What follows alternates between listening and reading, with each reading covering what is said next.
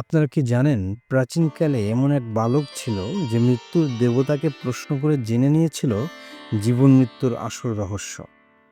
হ্যাঁ, আজ আমরা এমনই এক নির্ভীক বালকের গল্প শুনব, যার নাম নচিকেতা। এক সময় নচিকেতা নামে এক ছোট ছেলে ছিল। সে তার বাবাকে খুব ভালোবাসতো। একদিন নচিকেতার বাবা একটি যজ্ঞ করছিলেন, যেখানে তাকে তার সমস্ত সম্পত্তি দান করতে হচ্ছিল। নচিকেতা দেখল তার বাবা একে একে সবকিছু দান করছেন।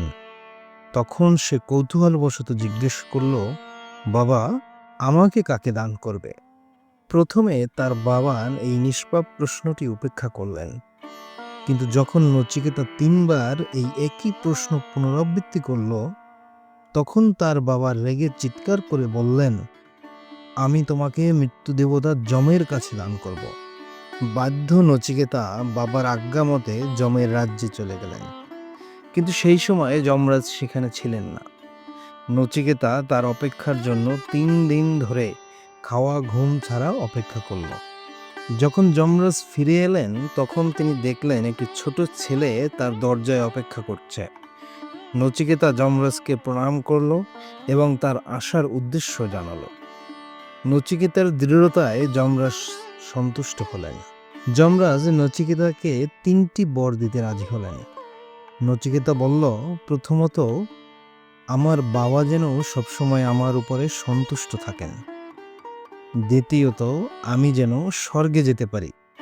এবং সবশেষে, আমি জীবন ও মৃত্যুর রহস্য জানতে চাই। যমরাজ প্রথম ২টি বর মঞ্জুর করলেন, কিন্তু তৃতীয় বরটি দিতে তিনি ইতস্তত করলেন। অবশেষে নচিকেতার ভক্তিতে সন্তুষ্ট হয়ে যমরাজ তাকে তৃতীয় বরটিও দিলেন। আর এভাবেই নচিকেতার জীবন ও মৃত্যুর গভীরতম জ্ঞান লাভ করল। নচিকেতার এই গল্প থেকে আমরা কি শিখলাম?